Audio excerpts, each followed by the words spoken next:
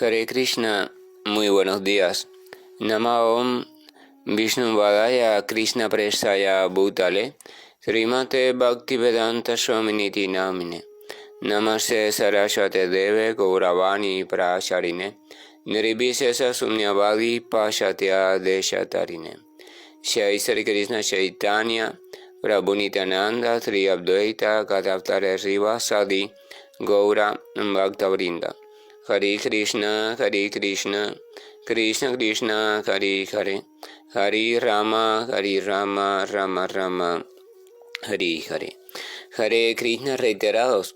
Vamos a continuar con las lecturas y propuestas de reflexiones de los maravillosos textos del Srimad Bhagavatam que nos van ayudando un poco a acercarnos a la suprema personalidad de Dios, al menos desde la comprensión de los Vedas.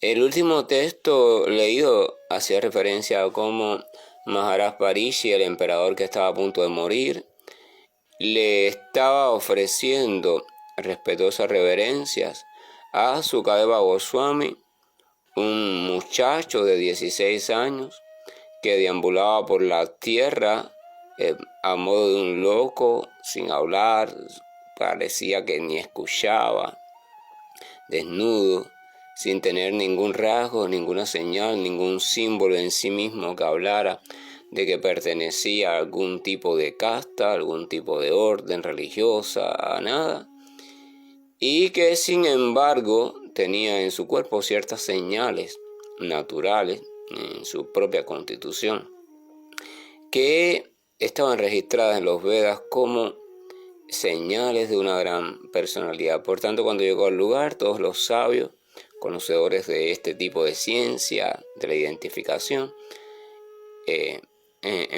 se levantaron de su lugar y cedieron el puesto del maestro principal a este joven. Entonces Sukadeva Goswami, Maharaj Parishi rindió tributo respetuoso a Sukadeva, les dijo algunas cuestiones hermosas, palabras gratas, manos juntas, ¿verdad?, con afabilidad. Y el último texto decía: por el simple hecho de recordarte, nuestras casas se santifican al instante. ¿Y qué puede decirse del hecho de verte, tocarte, lavar tus santos pies y ofrecerte un asiento en nuestro hogar? Y nos deteníamos en la importancia, la tremenda importancia que tiene el ejercicio de recordación del Señor puro y de su devoto puro, porque es imposible recordar al devoto puro del Señor sin recordar al Señor, porque el devoto puro del Señor es el representante del Señor. Su propia presencia nos induce a un poco a reflexionar y pensar en el Señor Supremo.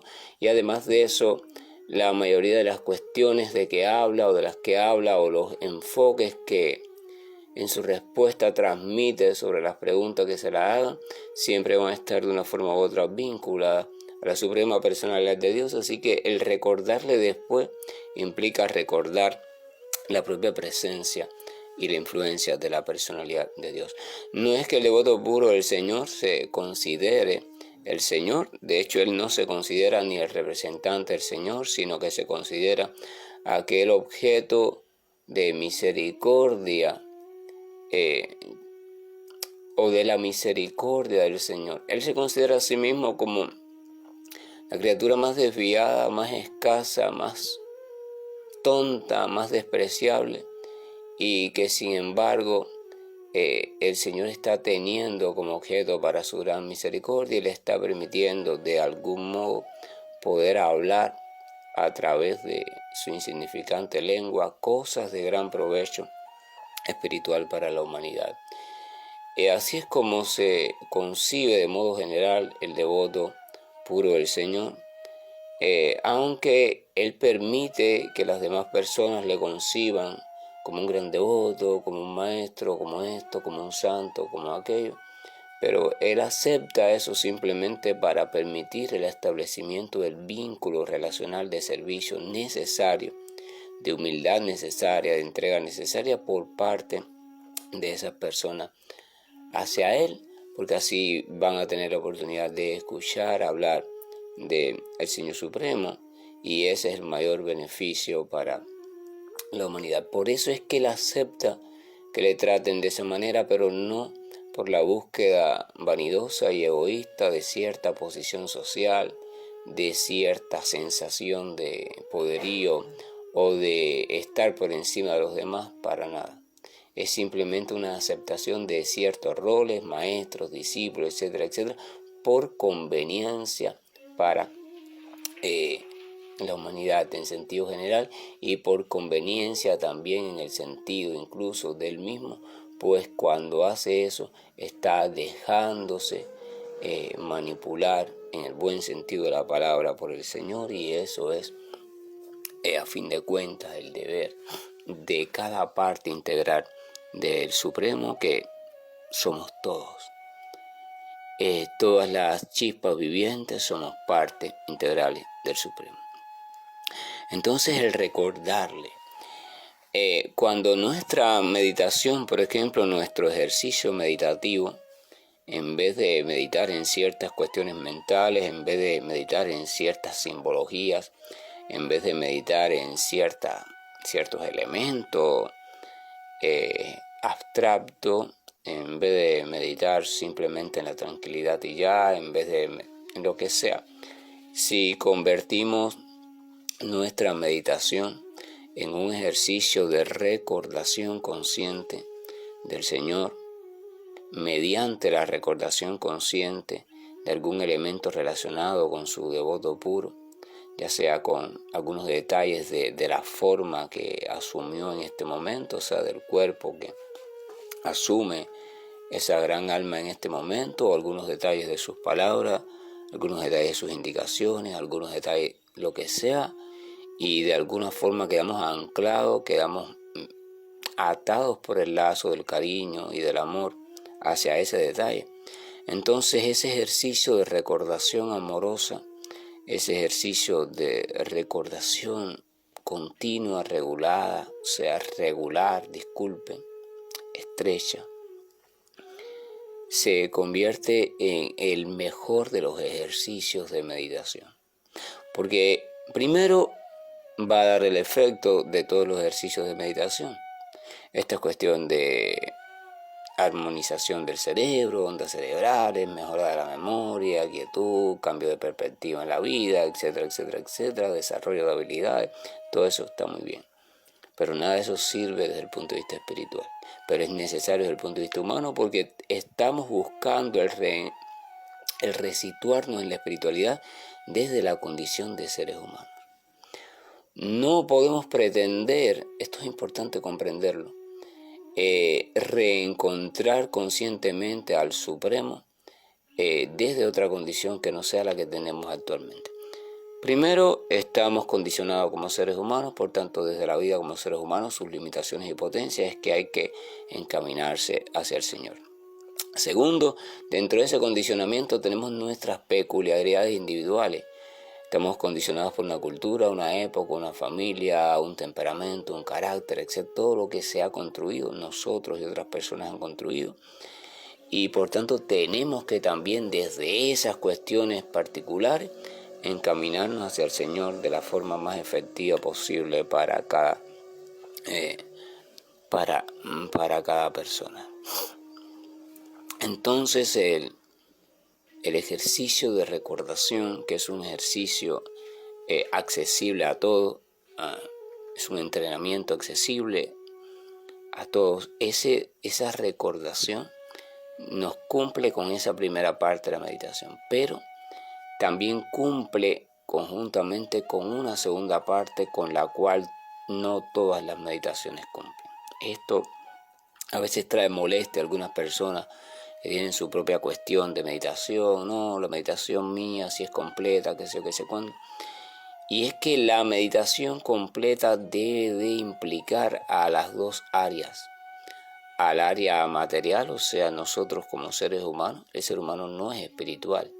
Tiene una potencia para un poco encaminarse hacia el plano espiritual desde su posición como ser humano, pero como ser humano como tal no puede acceder al plano espiritual. Tiene que trascender la identificación incluso como ser humano. Cuando el ser humano llega a su perfección, aún allí el alma no se encuentra perfectamente satisfecha, tiene que seguir, tiene que trascender, pero ese no es el tema. La cuestión es que tiene que haber también un estímulo en relación a la espiritualidad. O sea, tiene que haber también algo en el ejercicio meditativo que vaya estimulando el hambre de espiritualidad en el ser humano, el alimento espiritual. Y eso solamente es posible estimular mediante la relación más directa o menos directa con el plano de conciencia espiritual. Y el plano de conciencia espiritual surge, gira, se mantiene, se sostiene desde el propio Señor. Al igual que el material, pero en el material es de forma indirecta, pero en el espiritual es de forma directa, porque el Señor en su presencia original se encuentra en el plano de conciencia espiritual. Entonces, si mi meditación yo encuentro un modo, una manera, una guía, una metodología de juntar en mi meditación esos dos componentes, el componente de perfeccionamiento humano en cuanto a su propia evolución y el componente de hambre espiritual o de reenfoque hacia la cuestión de la trascendencia mediante la recordación de cuestiones del Señor, entonces la meditación se puede decir que está completa y me va encaminando en las dos direcciones que son necesarias, porque sin perfeccionarme como ser humano no es posible acceder a la verdadera espiritualidad, pero si me perfecciono como ser humano y dejo de lado la cuestión de la espiritualidad, entonces tampoco es posible llegar a la perfecta plenitud humana. Este binomio va de la mano, el uno con el otro. La recordación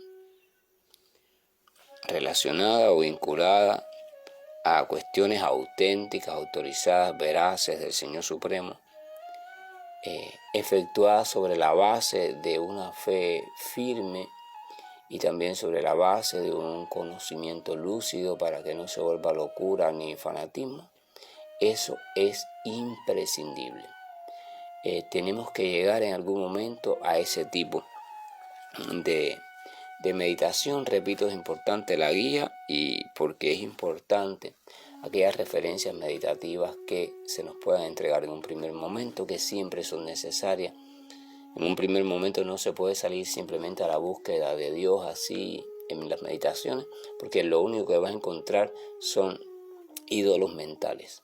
O sea, tu mente te va a proporcionar eso que tú andas buscando. Las potencias, esto tenemos que entenderlo. A ver, las potencias que tenemos como chispa viviente existen con un solo objetivo: satisfacer los movimientos internos o tendencias, no, ¿cómo se dice? O impulso de la propia chispa de vida. Y si la chispa de vida tiene cierta forma, cierta intención de encontrar algo superior, un supuesto Dios, entonces la mente, que es la más cercana que está a ella porque se encuentra enrolada en el plano de conciencia material, va a cumplir esa orden y enseguida le va a construir a ese Dios, a su manera, a su modo, a su gusto, según lo que cree, según lo que piensa. Y ese tipo de construcción va a ir cambiando en el tiempo, porque la manera, los gustos, las creencias van a ir cambiando en el tiempo. Así que esa es la importancia de una guía en un primer momento, porque la guía, si está bien ubicada, te va a ir dando referencias auténticas, no construidas por tu propia mente. Y eso te va a ayudar a salir del juego de tu mente, a aceptar la guía, la referencia que las escrituras dan. Es un paso muy importante que algunos rechazan, pero es un paso muy necesario. Después, en virtud de ese vínculo con esa guía, de esa aceptación, de esa referencia y un poco el alejamiento de la propia locura constructiva y fantástica de nuestra mente, entonces nos vamos adentrando en el campo de un conocimiento superior. Se van aquietando todas las cuestiones y a su debido tiempo vamos comenzando a percibir la referencia original. El propio Señor a su debido tiempo se va revelando de un modo progresivo, pero al principio es necesario estimular esa futura revelación. Hay que irle estimulando de una forma indirecta, pero autorizada. Referencias autorizadas, verdaderos objetos de meditación que no sean creación de nuestra mente. Eso es fundamental, muy fundamental, el concluir, el observar que nuestra mente en el estado en que se encuentra no es confiable. La mente condicionada por la identificación del plano de conciencia material, yo soy esto, yo soy aquello, todas esas tonterías necesarias, pero tonterías a fin de cuentas, y lastre porque son cadenas pesadas de las cuales tenemos que liberarnos, esa mente no es confiable. Esto tenemos que escribirlo en grande en todas las habitaciones de nuestra casa para cuando entremos nos acordemos de ello. Mi mente no es confiable. Y en la cocina escribimos, mi mente no es confiable. En la sala, mi mente no es confiable. Por tanto, nada de lo que se produce en mi mente en este momento en que ella está enferma es confiable. No es que la mente en sí misma como potencia o la capacidad con la potencia llamada mente no sea confiable. Fíjense que está el prefijo mi o el adverbio mi, es un adverbio de posesión. Mi mente no es confiable. No es la mente no es confiable, no. Mi mente no es confiable. Porque esa misma mente, una vez reeducada y una vez purificada de todos sus ensueños, es necesaria. Pero ella va a comenzar entonces a reflejar todas las cuestiones del plano espiritual. La mente es una de las tantas sustancias, una de las tantas cubiertas que están allí como potencia, y ella simplemente va a reflejar aquello donde estemos situados. Si nos identificamos con el plano de conciencia material, con este cuerpo, por ejemplo, entonces la mente va a reflejar todo lo que se percibe a través de este cuerpo, pero a su debido tiempo, cuando usted se va identificando con la potencia espiritual de vida que habita de usted, entonces progresivamente su mente va a comenzar también a ir reflejando lo que proviene de esa potencia de vida. Es a lo que se le llama revelación progresiva, y el conocimiento ya empieza a adquirirse o a desarrollarse, no por un proceso inductivo, no por un proceso lógico, no por un proceso de pensamiento aprendido, no por un proceso incluso ni siquiera deductivo, sino por un proceso de apertura a la revelación. Empieza a conocer la criatura otro tipo de conocimiento, que no es el conocimiento material. A eso se llama conocimiento trascendental o conocimiento por revelación. Pero para eso la mente tiene que irse separando de sus viejos hábitos, de sus viejos modelos que se reflejan en ella, e ir reflejando el otro modelo. Es todo un ejercicio, pero ese acondicionamiento tiene que ser guiado, tiene que ser inducido. Puede suceder por casualidad, pero cuando sucede por casualidad no se logra controlar, y si no se logra controlar es como si no hubiera sucedido. La ciencia espiritual significa que usted va aprendiendo, desarrollando la habilidad de ir regulando, controlando, guiando todo este proceso de espiritualización. Por eso están los científicos espirituales, que no son más que los maestros espirituales. Esto es importante, y en todo este juego la recordación de información autorizada es necesaria. Repito, muchos tienen la tendencia de volar esa etapa de acudir a las referencias y no le da importancia a la literatura sagrada, y eso es un error. No le dan importancia a las palabras de los acharyas auténticos, y eso es un error. Así como un error cuando el niño empieza a intentar escribir sin hacer caso de los maestros de escritura. él empieza a intentar escribir sin ninguna referencia. Entonces, por lógica, ¿qué es lo que va a hacer? Si usted le dice, mira, eso se llama mesa, el niño va a crear sus propias letras, su propio lenguaje y va a escribir mesa. Va a traducir ese sonido a la manera que él quiera en forma gráfica y va a hacer su forma, sus propios símbolos representantes del sonido, ¿verdad? Pero cuando otra persona o le enseña a otro niño, le envía a otro niño, por ejemplo, un papelito, una cartica donde digan me compraron una mesa linda, el otro niño no va a poder entender nada.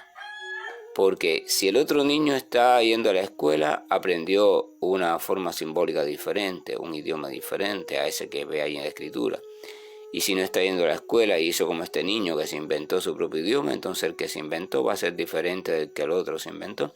De cualquiera de los dos modos no se van a poder entender. Entonces por eso está el maestro, para unificar esa cuestión. Y el maestro le va a decir ni este idioma ni este idioma. Y ni siquiera ningún idioma. Mira, aquí está el modelo original. El papel del maestro es poco a poco irte ayudando a acondicionarte para que accedas a la experiencia por ti mismo. A la experiencia que todos los místicos intentan describir, pero nadie puede lograrlo con perfección. Porque no se puede. No hay ningún conjunto de palabras, de símbolos, de idiomas, de alusiones, de imágenes que sirva para representar lo que es la trascendencia, lo que es el Señor Supremo, y ni siquiera hablar de la belleza de Dios es posible a ciencia cierta, no porque no exista esa belleza, sino porque no hay forma de explicarla de manera completa. Entonces, realmente el maestro no puede enseñar nada en ese sentido. Ahora, lo que sí puede hacer es ayudar a la persona a ir eliminando todo aquello que le estorba para tener la experiencia directa. Que la gracia y el amor siempre nos acompañen. Tengan presente que la espiritualización de la vida significa un permitirle al amor que comience a ser el eje central junto al conocimiento verdadero. El amor y el verdadero conocimiento nunca pueden separarse. Nadie puede decir que ama y a la vez demostrar un conocimiento incorrecto, porque entonces su amor no es perfecto. Y nadie puede decir que tiene conocimiento verdadero si no se ve tampoco que irradia a través de esa persona el amor verdadero, porque entonces el conocimiento ese no es tan verdadero. Amor y conocimiento van de la mano porque en verdad no son diferentes. Son simplemente dos proyecciones, dos modos de percepción del mismo asunto. Pero ese amor tenemos que liberarlo de todo concepto que tenemos en la mente. Escuchamos la palabra amor y tenemos tantas teorías sobre el amor, tantos significados según nuestra cultura, nuestra experiencia personal, y nada de eso, ninguna de eso puede estar usted seguro y segura. Ninguna de esas cosas que pensamos, que hemos diseñado, que hemos construido, que romantizamos, nada de eso es el amor. No hemos vivido una relación directa, no hemos saboreado realmente lo que es el amor, aunque hayamos saboreado mezcla de sentimientos muy cercanos, ¿verdad? Como el sentimiento maternal, esas cuestiones. Aún así, ninguno de esos es puramente amor. Siempre hay una mezcla, porque incluso hay una identificación con que esta criatura, bueno, salió de mí, aquella pobrecita inofensiva estuvo en mi vientre. Siempre hay un vínculo con la cuestión material.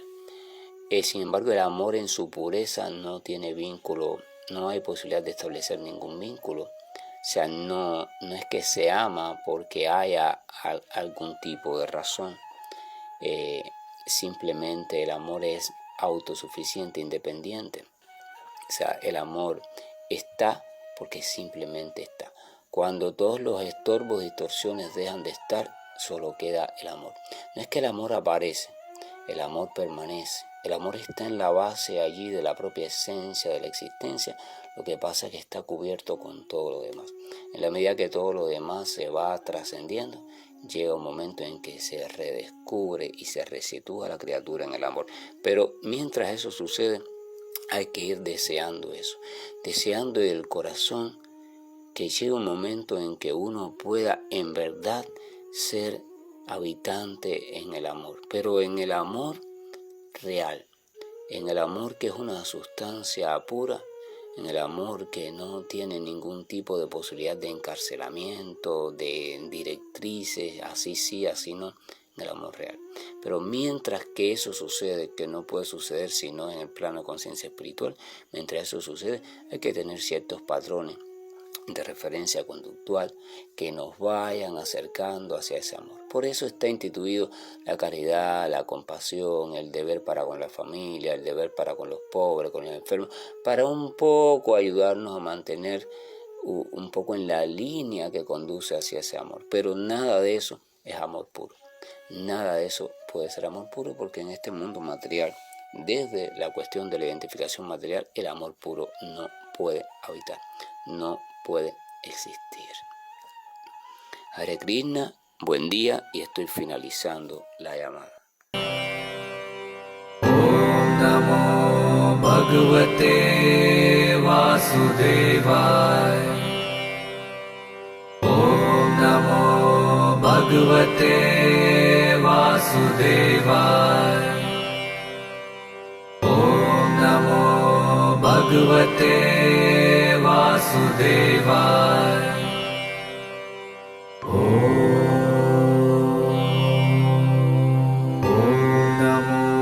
Bhagavate Vasudevaya. Om Namo Bhagavate Vasudevaya. Om Namo Bhagavate Vasudevaya. Om Namo Bhagavate Vasudevaya.